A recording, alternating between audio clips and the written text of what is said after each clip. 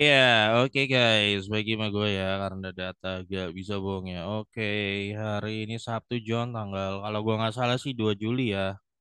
Hari ini 2025 ya IHSG kemarin ya naik tipis ya seperti itu. Oke.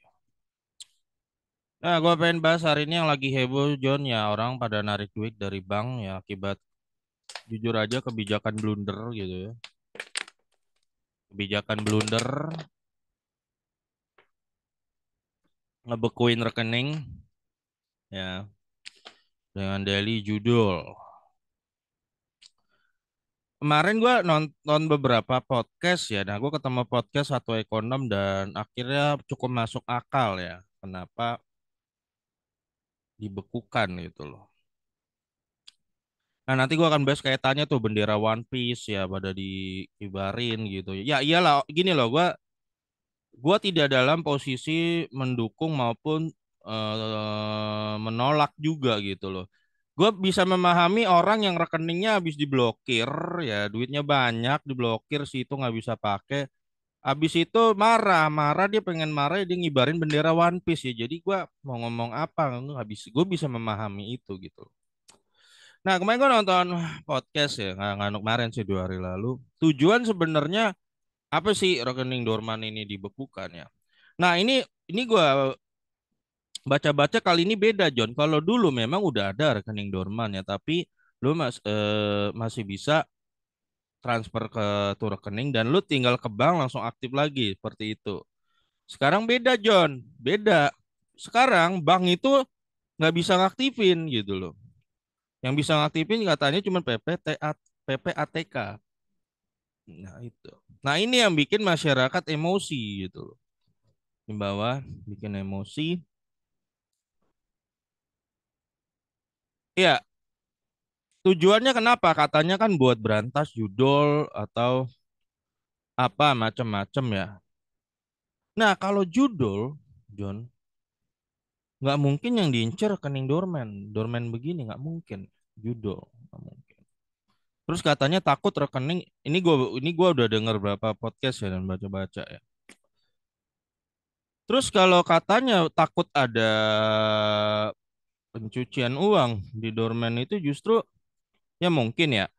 Tapi kalau dibilang ada juga yang katanya teori buat scammer ya supaya scammer nggak bisa merajalela yang nggak masuk akal juga. Scammer itu ya yang dia incar rekening aktif lah, bukan dorman gini, bukan dorman begini, bukan.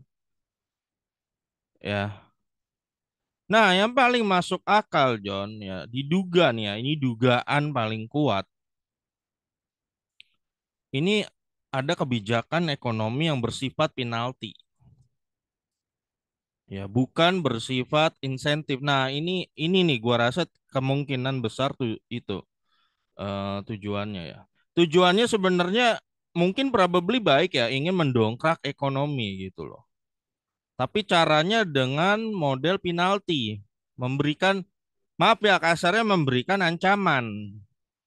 Bukannya justru pijakan ekonomi yang bersifat insentif. Oh, maksudnya apa tujuannya? Ini ada hubungannya juga masuk akal kalau lu tarik kebijakan bahwa tanah 2 tahun bisa disita ya kalau nggak dipakai ya. Masuk akal nih tanah nganggur 2 tahun disita negara. Rekening lu dorman ya, lu bisa dibekukan dan ya gua nggak tahu bisa sita-sita.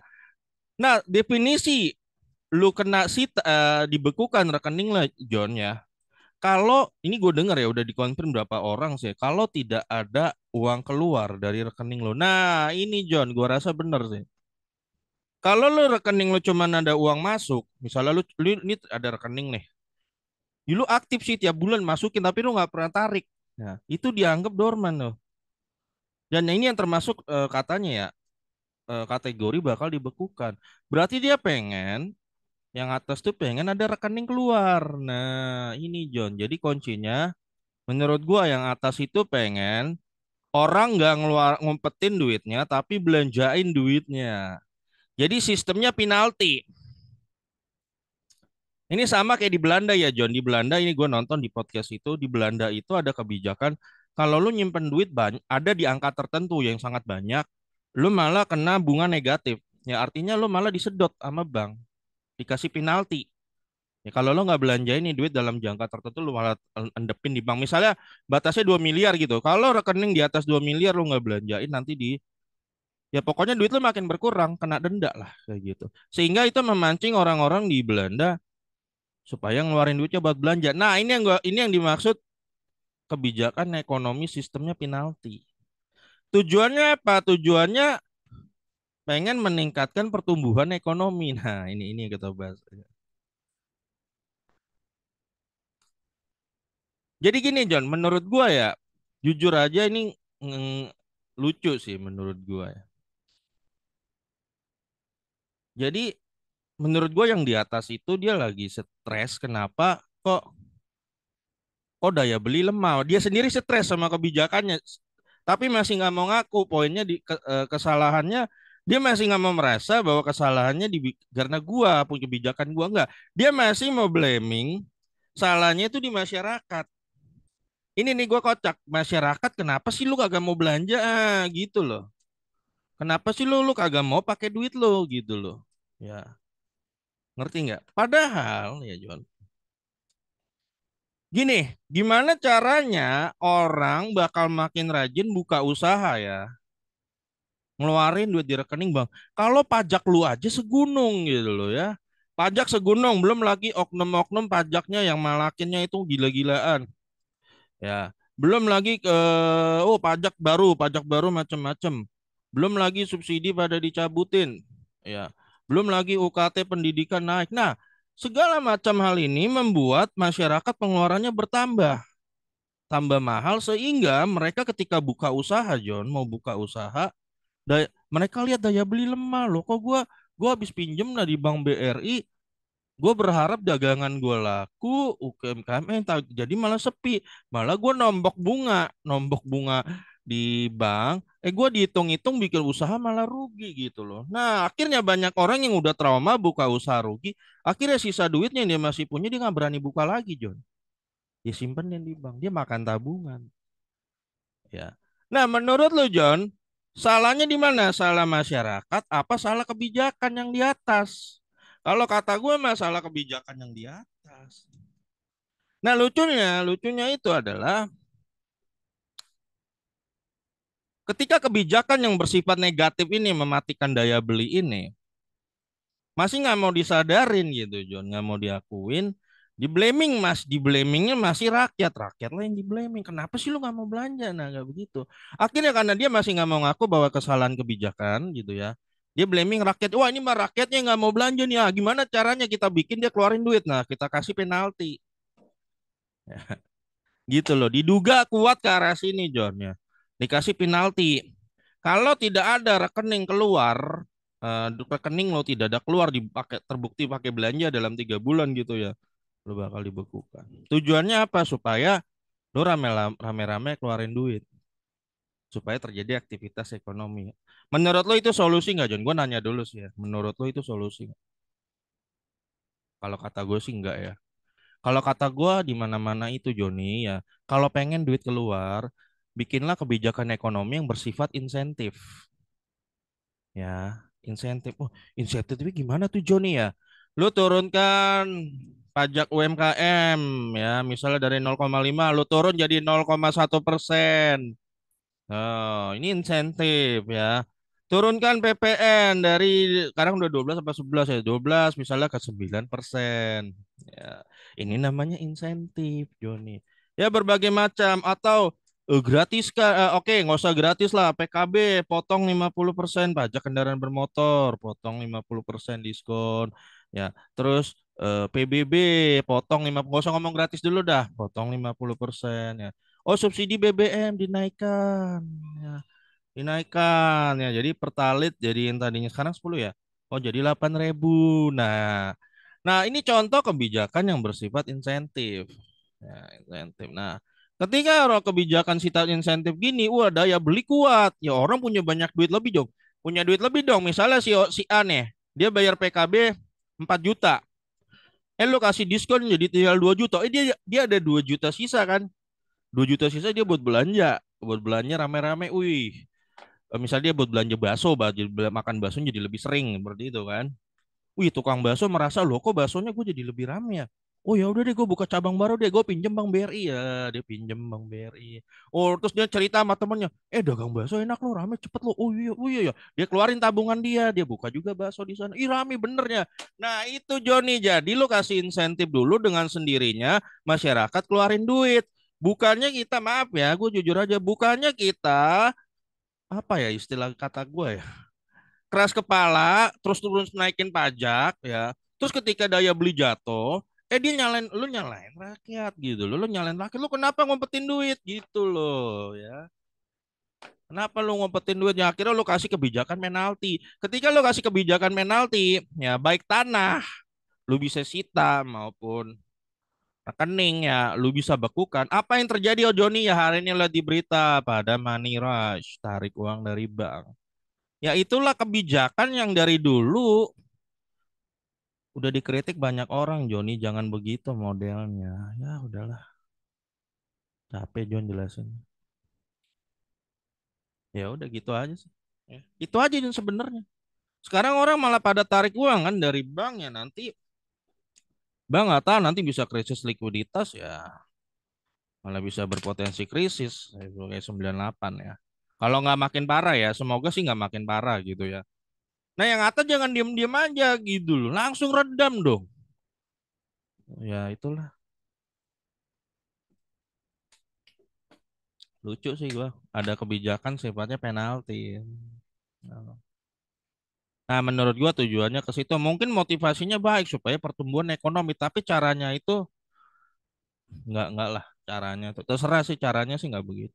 Kalau menurut gua caranya gitu, potong pajak, ya kasih insentif. Lu tinggal longkang-longkang kaki, rakyat keluarin duitnya kok. Seperti itu. Orang jadi gini loh, orang itu sekarang lebih milih naruh duit di rekeningnya itu karena dia tidak lihat ada peluang, dikit lah. Ya mau buka malah rugi, ya mending gua udah buat makan aja seperti itu gitu loh. Ya, daripada ntar gue buka, ntar gue diperas, kata dia kan, makin mana, itulah kebijakan yang bersifat negatif. Ya. Jadi di rakyat itu auranya udah negatif gitu loh. Jadi orang udah takut. Ya, ya seperti terteror lah, seperti itu. Ya akhirnya kan hari ini kita lihat orang banyak ngibarin bendera One Piece, ya, bendera Luffy, tau nggak lo, si topi jerami. Ya. Gue memaklumi itu, John, memaklumi, paham. Kalau atas masih nggak bisa melihat itu, wah udah gawat. Lu rekening lu diblokir nih, lu diblokir punya puluhan juta gitu, atau ratusan. Itu mungkin rekening lu atuh-atuhnya dan duit lu banyak, ya lu pasti siapapun emosi lah, John. Apapun emosi. Ya, malah ya itulah. Nah, ke depannya gimana, John, ya kalau nanti dalam dunia saham ya perbankan pasti kalau krisis likuiditas ya laba bisa makin turun ya, setahu gue seperti itu. Dan apakah nanti berpeluang krisis jadi krisis 98 ya who knows ya, gue nggak bisa bilang iya, nggak bisa bilang enggak juga. Tapi kalau kalau kejadian 98 gimana John terjadi misalnya orang pada money rush tuh. Kalau gue tetap ya kalau bisa aset itu dipecah-pecah John ya. Ada saham Indo, saham Amerika boleh ya. Apalagi lu boleh pecah-pecah kok. Lu boleh juga taruh duit tuh di wallet kripto sekarang.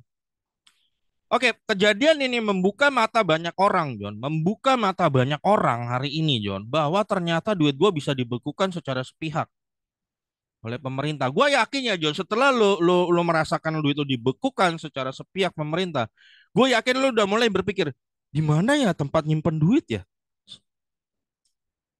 Nyimpen duit lagi. Nah, makanya orang akhirnya mulai, oh iya jangan-jangan bener juga nih kita bisa nyimpen di kripto. Ya memang bisa nyimpen di situ sih. Ya, seperti yang di video gue udah bilang, lu bisa nyimpen di kripto, bisa nyimpen di RDN saham. Ya, RDN sahamnya lu bisa pecah juga, RDN saham Indo dan RDN sama Amerika gitu loh. Misalnya kalau misal terjadi kegoncangan gitu, kamu terjadi maniras pada waktu terjadi mirip 98 ya.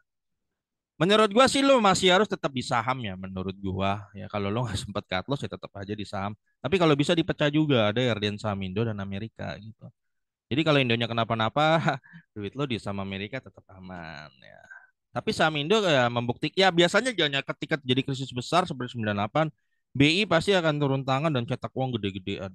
Dulu juga begitu untuk menyelamatkan perekonomian. Seperti itu, John. Ya.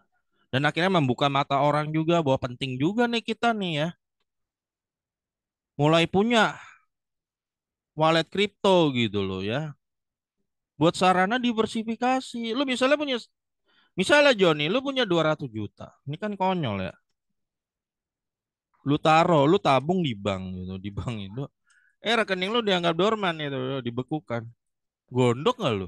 200 juta lu nggak bisa akses sampai sekarang gitu. Karena sekarang bedanya, sekarang lu tergantung PPATK-nya gitu. Wah, katanya gawat.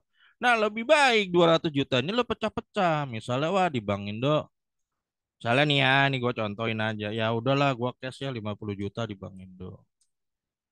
Nah, oke, apalagi 50 juta ya di rekening saham Indo ya. Nah, misalnya 25 juta di rekening saham Amerika gitu lah.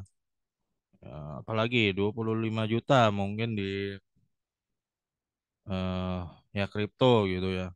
Oh, bisa lagi 25 juta probably gue di emas seperti itu. Nah, lu pecah-pecah. Jadi kalau ini dia bermasalah lu di blok, lu nggak bakal terlalu stres. Wah, gue masih bisa ada ini. Ya, ya ada. Ya memang sih ini terkonek ke rekening Indo, tapi kan dengan asumsi lu punya dua rekening gitu ya. Satunya kena nih ya. Wah, ini enggak. Wah, terus, wah, gue masih ada nih yang di saham Amerika nih John ya. Oh iya, gue ada juga nih. Wah, paling enak di kripto. Kripto lu pecah lagi 25 juta misalnya apa? 10 juta di cold wallet, 10 juta di hot wallet, nah, 5 juta di exchange.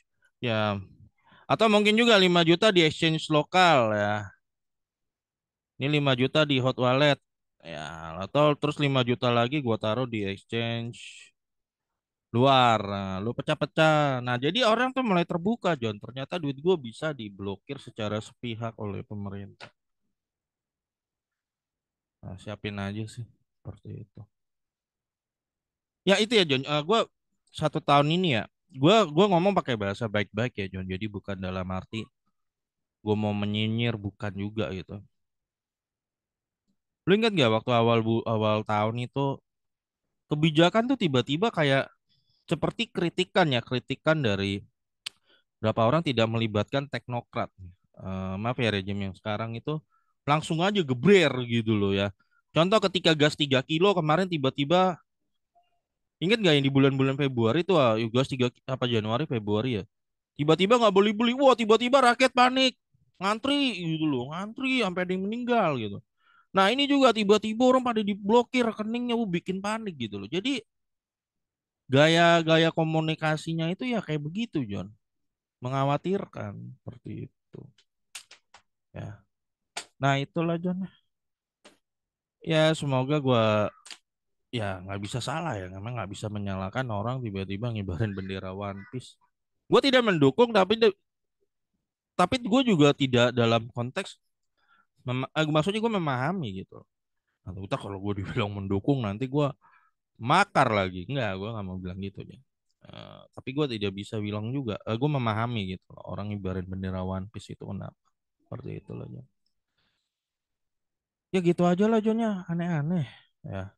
Nah lu udah mulai coba. Lu pertimbangin, pertimbangin nih konsep yang gue kasih ini nih. Coba lu udah mulai pertimbangin. Ya, itu aja ya. Lu pecah-pecah uang lu. Seperti itu. Oke guys, sampai jumpa di video gue berikutnya. Kan data nggak bisa bohong ya.